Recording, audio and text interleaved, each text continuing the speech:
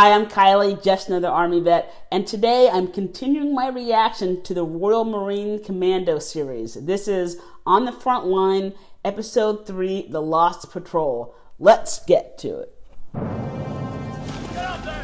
The young raw recruits of 924 Troop, training to be Royal Marine Commandos and just 20 weeks away from the front line in Afghanistan. Who's it gonna be?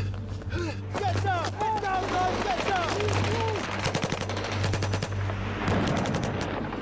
But the troop have already lost 25 recruits and are struggling as individuals and as a team to cope with the heavy demands. Tonight I join them as they're taught how to survive behind enemy lines. Getting captured is not fucking an option. The people we fight are not interested in taking prisoners. If you get caught, you are fucking going to die. Keep striking all the way down. And I watch as they get to kill for the first time. Right, he's ready to go.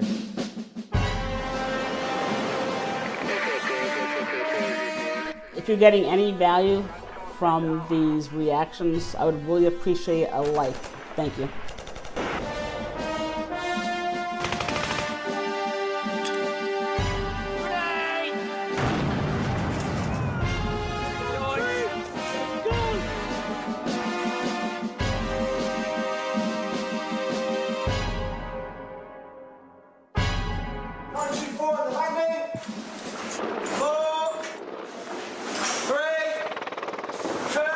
Today, the recruits are going to be dropped in the middle of Dartmoor for an entire week.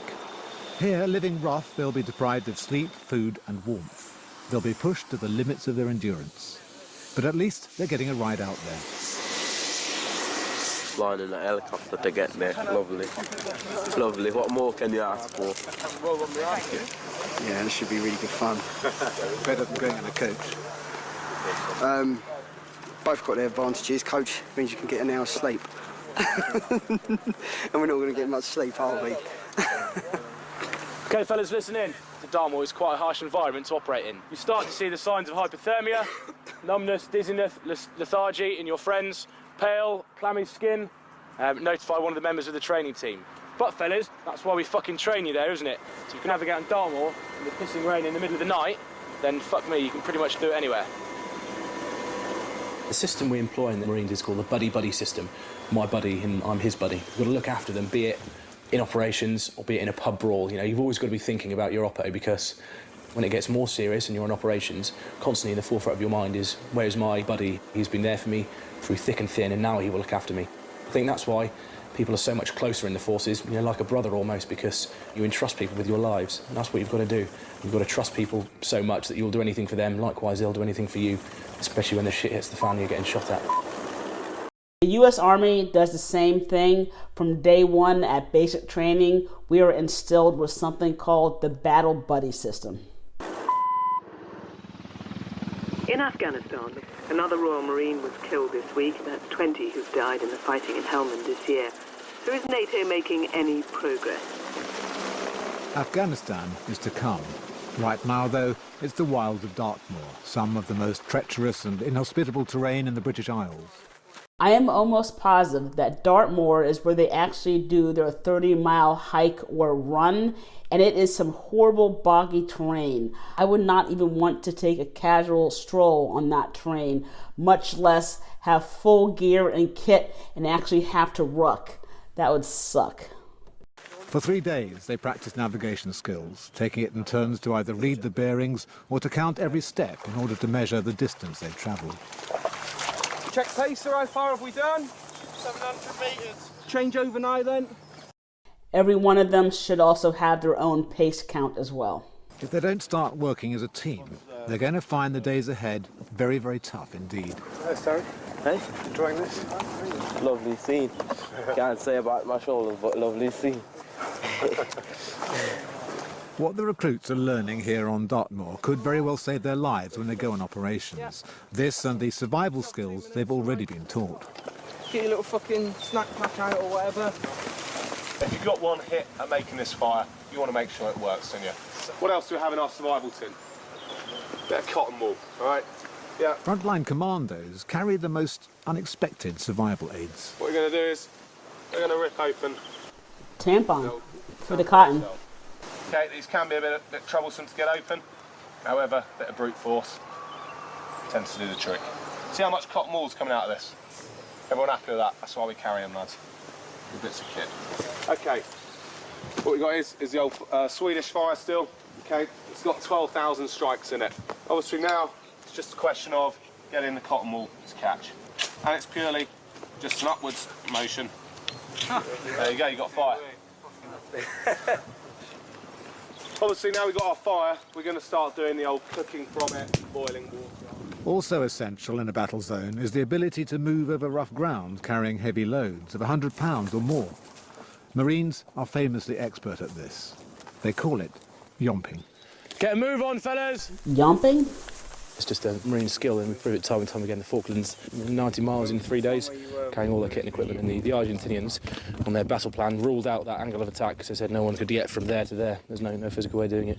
Cue, unit of Marines over the hill, having jumped 90 miles in 3 days. 90 miles in 3 days with the full kit, what, 75, maybe 100 pounds? They are a different breed of human. People say, there's no point now, you've got helicopters, you've got transport, but sure as eggs are eggs, the helicopters will go down, transport breaks, gets reallocated, and the only way is a Mark 1 leather personnel carrier from A to B. So that's why I do it. It's good to know that the U.S. Army is not the only army that actually refers to our boots as LPCs, leather personnel carriers. Right, fellas, get a move on.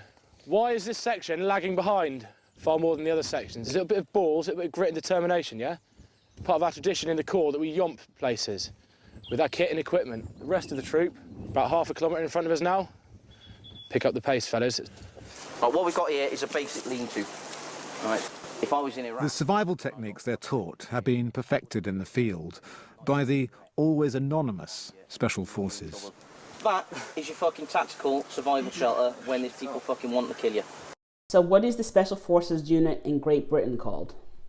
How deep is that stuff? That is a shell scrape that you could dig with your hands. Any sort of recess in the ground, if it's just a little fucking dent in the ground, that you could put some sort of roof over flat so that people walking past, that looks flat, doesn't it? And all you do is get in there in the daytime, you lie there, and you'll just fucking shit by the side of you, you'll piss by the side of you. Whatever you're eating is scraps that other people have fucking left, or it's the old dead fucking rat that's on the floor. You're on the bones of your ass. Once it's dark, you fucking crawl out of it, you fuck off, and you do your night yomp. And the big thing you need to take away from fucking training, fellas, is if you get picked up, forget all the war films you've seen where you get put in a POW camp, they fucking don't happen anymore. You get locked up in someone's fucking house, in their fucking basement, you spend a few weeks getting fucking videoed, and then you get your fucking head cut off. If people we fight are not interested in taking prisoners, if you get caught, you are fucking going to die. Everyone happy with that? Commandos are trained to deal with any conditions, any weathers, and most of them can be found in Dartmoor. Corporal. Yep. Struggling a bit. Struggling a bit? Can't see anything. There's nothing around. There's nothing to go off. And our distance has told us we should be here now. Right then, what I want everyone to do now, have a look at the way the land has gone and the land that we've covered. See where you think you are. So this terrain is horrible for land nav. As that guy just said, they have nothing to go by. Usually after you shoot your azimuth, you can actually pick a stationary object in the distance to actually walk to. That way you're not constantly looking at your compass trying to make sure that you're going in the right direction. Having to manage your pace count, the horrible terrain, and looking down at your compass every 5 seconds is not fun or easy. Okay, who's check navigating? After 3 days on the moor with virtually no sleep, the recruits now have to do their first night navigation by themselves. Aiming for checkpoints manned by the training team, 5 patrols yomp into the freezing darkness. Essentially, this is the first time they're yomping on their Todd on their own around Dartmoor. So I'm just counting them out now. But if they do make mistakes, well, they're on their own this time, and they've got to work out what to do and how to get around it and get to the next checkpoint. Whatever you do, stay up the arse of the person in front of you, because we're going to get this proper coming in. Right? Yeah. Okay. We're moving. It's pitch black, and the recruits can see virtually nothing. What did you do, Adam? Fucking just jumped off that gate and landed right on the corner of that stone. To look at their maps, they use a torch shone through the top of a thumb. Any further illumination would be tactically unsafe. Shit, this is Do they use red lights at all? going to get shitty. Absolutely freezing. Cold and I tell it. Coldest I've ever been. There's this. My shoe is eating into my heel. My shoulders are absolutely killing me. I feel like if I lift another bag and put it on my back, I'm going to fall to my knees. But every time I just put it on and just go. Yeah. Just go and go. Alright, I'm going to double check it. I don't want to get fucking lost now. Fun and games. After 5 hours, some of it being lost in a thickening night fog, the section make it back just before 1 o'clock, the cut-off time. Oh, now it's all about getting warm. I'm a tropical man, no use staying cold. Nearly 2 hours after the cut-off time, 10 men are still out on the moor. The training team, back from the moor themselves, are starting to worry. But no, as soon as it comes to first light and that crackless, we'll find it. Oh, it probably will do, but like Paul says, we can't take... If somebody's injured up there now, we can't afford to leave them until the first lights are fire. Right now, these lads have had no sleep and they are pretty much walking zombies, but I'm going to tell them to dig deep within themselves and find their oppos on Dartmoor. If I was lost in the middle of Dartmoor and I'd broken my leg, I'd like to think that my buddies were coming, regardless if they were tired, cold, hungry and had no sleep at all. I'd like to think in the back of my mind, yep, someone will come for me. I have every faith in their ability and they will come and they will find me. Never leave a fallen comrade. I like that. You have your day sacks on you with enough warm kit to sustain you on the moor. With 10 recruits missing, what was an exercise is now a genuine search and rescue operation. Yeah, but we need to get our friends though. Yeah, we need to get our friends.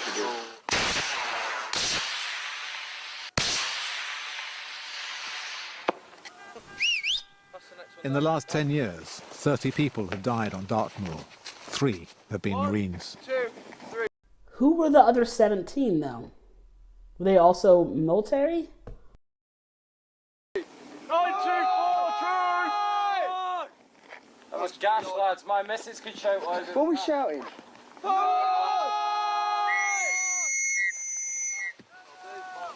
Fuck me, where are they? You've got all these fucking flares going up and you've got all those shouting, trying not torches.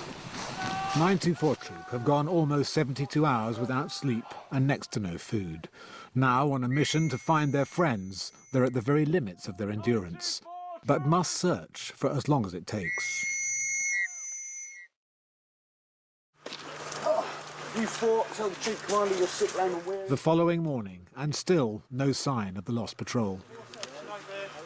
The recruits, dead on their feet, have been asked to volunteer for yet another search party. I can't afford to take people that are going to become liabilities. No, it's not me, I'm coming. Good, I'm coming. 1, 2, 3, 4, 5, My 6. heel is what I'm coming. The nice thing is, talking to the guys here, the camaraderie started now. We won't be leaving them behind, will we, Corporal? Which is a good thing, because obviously we do pride ourselves on not leaving anybody behind. Sure that water's moving. After an hour of searching, Terry thinks he's seen a movement, but can't be sure. Right, there's a dot right on the edge of the bushy patch. I want you to walk with us in a line, but keep an eye on that, all right? Yes, Corporal. The patrol heads towards the movement Terry thought he saw. And sure enough, they soon see figures on the horizon. But it could just be other searchers. Keep them sweeping for the time being, just in case it's another unit.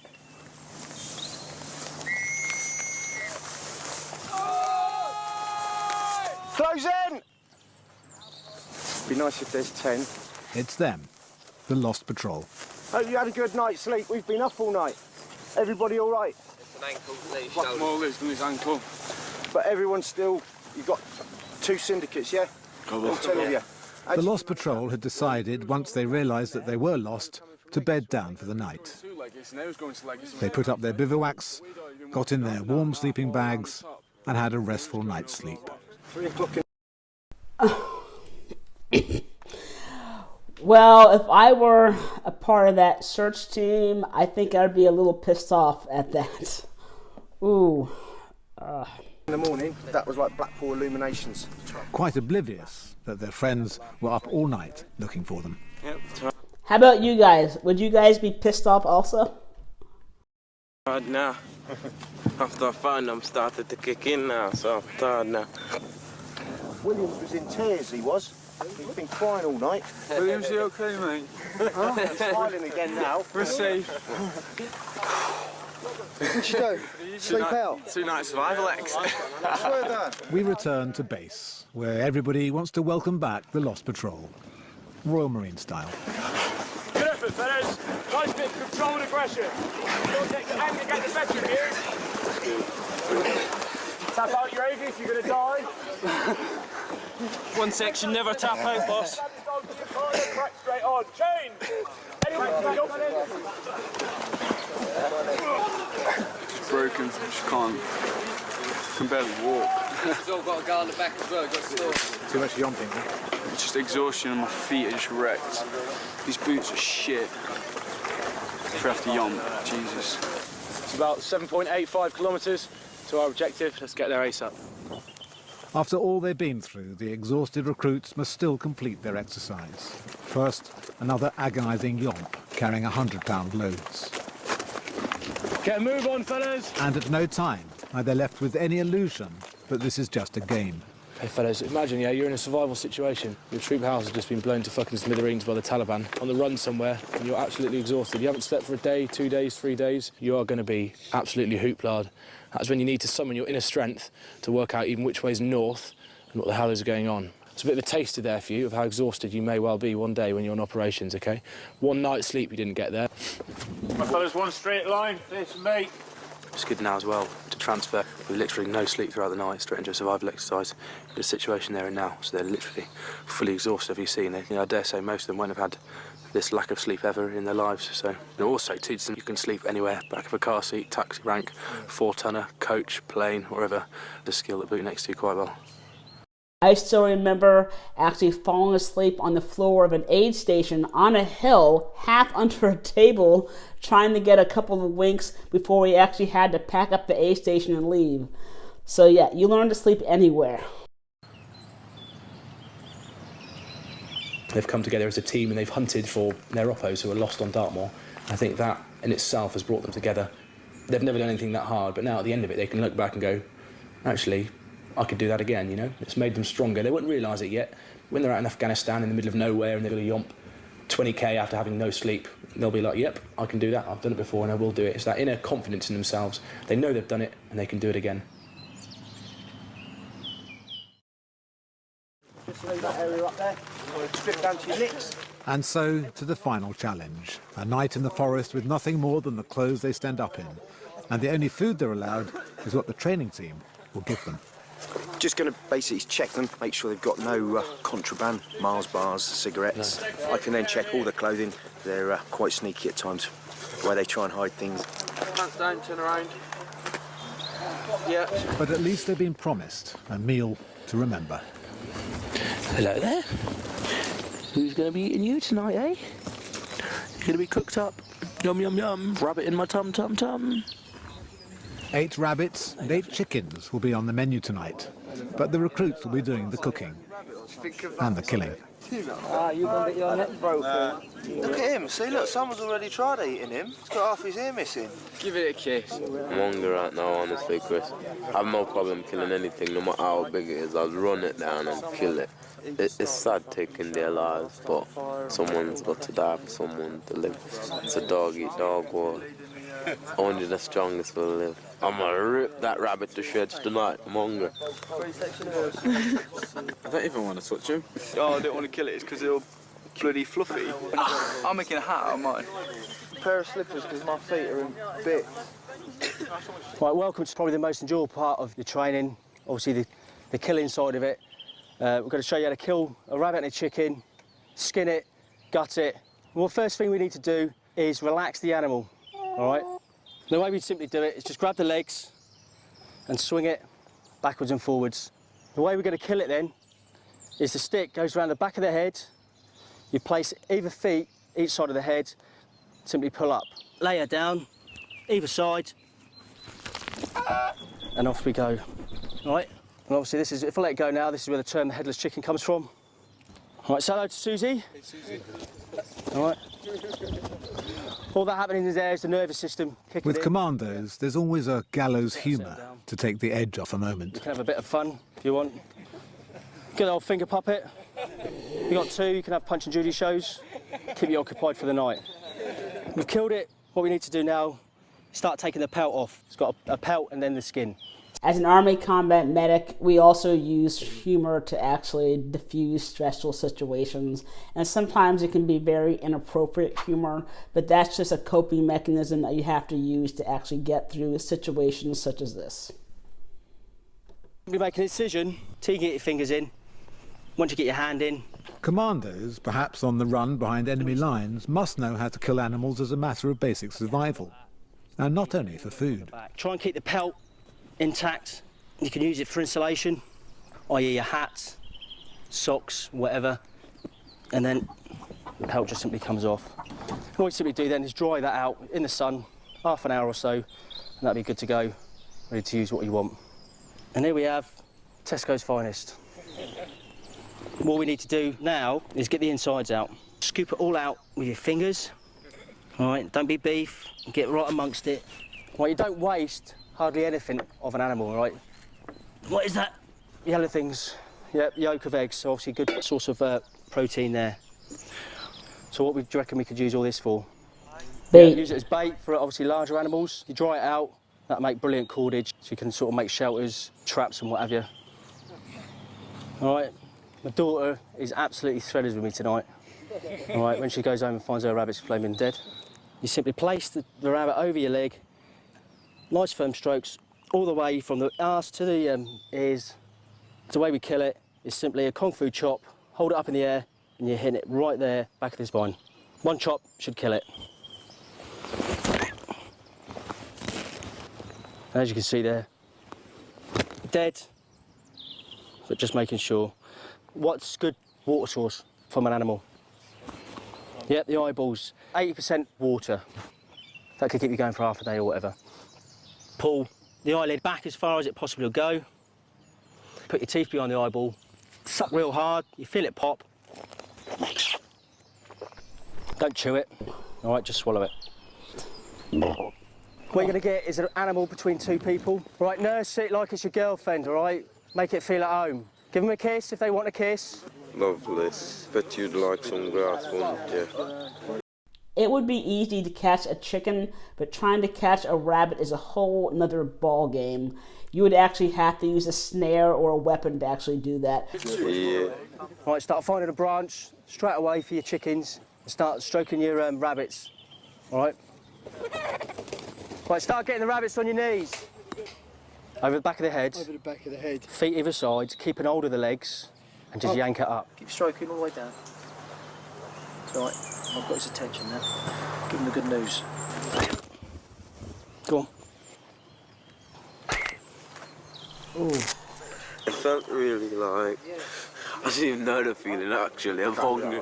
That's all I'm... That little scream from the rabbit. Grub, isn't it? fucking starving. I want to settle down, I want to get cooking, I want to make shelter, I want to chill out, I want to get back tomorrow because my feet are hanging out. I don't give a fuck really for this chicken. Jesus. Yes, hot. Not the best. It's alright. We did it ourselves. After a week of extreme challenges, it is, ironically, the one thing that went wrong, losing a patrol one bleak night on the moors, that seems to have taught the recruits their most important lesson. Well, I was thinking, fuck me, I'm knackered, me, I've done this. And I looked at everyone and I thought, they fucking done it as well. Then they knackered as well. Yeah, it's the same. So I'm thinking, well, that doesn't make me any different. I know he can do what I can do and I can do what he can do. And it does, you just learn to respect everyone, really. You have to be one in order to go forward, or else we wouldn't go forward. We have to, like, you know, try and get to know each other the best way we can. I don't know, if I hadn't joined this, what, I might have walked down the road and smacks me up, wouldn't I? I wouldn't think about it. In your dreams. We've all, like, done the same shit, so you have a bit more respect for each other. Well, I mean, if we do go out to Afghanistan... I can't wait to go. Oh, out to Afghanistan? I do, I really want to go out there. But it's just, Obviously, I'm saying I can't wait to get out there now. No serious thing. When it turns to reality, it'll be. Yeah. You know what I mean? Just knowing that you've left all your family and that behind. It could be the last time you see them. It must be fucking horrible for the lads that are out there. That's the thing, isn't it? You can have all the training in the world, but there's only one thing that will prepare you for that, and that's going out there. Is that the first time you killed anything? Me? Yeah. No, first time I've done something like that. Yeah. Wasn't too bad.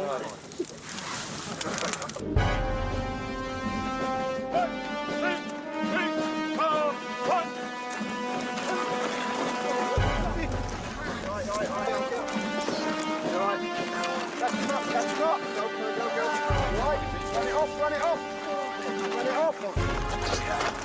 Let's go, stop that, come on,